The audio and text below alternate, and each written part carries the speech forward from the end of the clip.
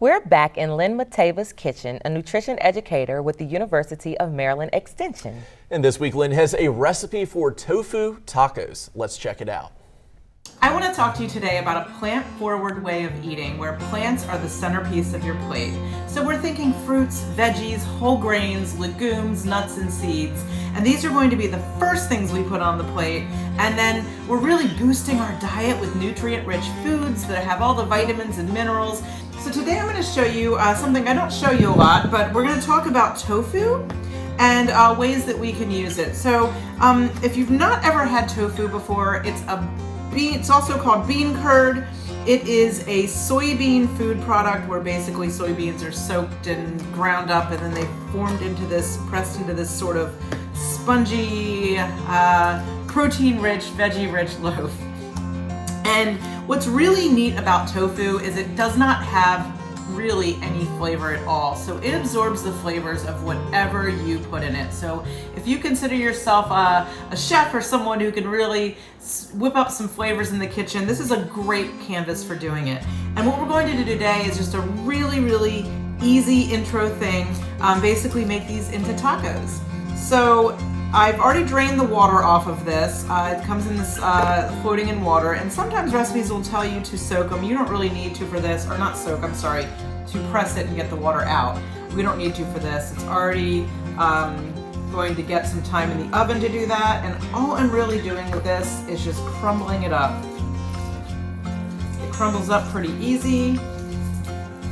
Kind of now looks like feta cheese. And then all we're going to do to it now is we're going to add about 3 tablespoons of a low sodium taco seasoning. I've showed you before how to make these at home, and then you really control the salt and the sugar and the added ingredients to it. You could also use one of these packets. If you go for low sodium, that's going to be better, because when we control the amount of salt and sugar we consume in those ingredients and the fat, we know that we are also in control of what we put in our bodies and our overall health. So as I said, we're going to do about 3 tablespoons. I'm literally eyeballing it. And then we're also going to do 2 tablespoons of a low sodium soy, or something like an amino product. Really, I just want that for the browning. And then I've got here about a 1/4 cup of crushed tomatoes. You could use tomato sauce, tomato paste. And I'm really only doing that for the color. Adding in some onions, because why not? And then all I'm going to do is really just stir this together. And yes, I'm using my hands again, but I want to make sure this gets covered with all of these flavors. What we're going to do now is transfer this to a baking pan that's been lightly coated in oil, or you can put some parchment paper down if you want to cut that fat. And then we're going to put it in a 400-degree oven for 45 minutes. And the only thing we have to do is stir it once midway through. And what we end up with are these great little crumbles. They feel and look like meat. It's kind of amazing. They taste really great because they have all those spices and seasonings from that taco blend we made. And we really just then need to go put these in some taco shells, or if you're really wanting to go plant-based, not that the taco shells are plant-based, but you could also do something like use bib lettuce. And then just going to put them in here and fill our tacos. You could top these however you'd like. You could put some fresh onion, of course avocado. I'm putting some cilantro on here. Actually, that looks like parsley. Never know what you're gonna grab out of my fridge.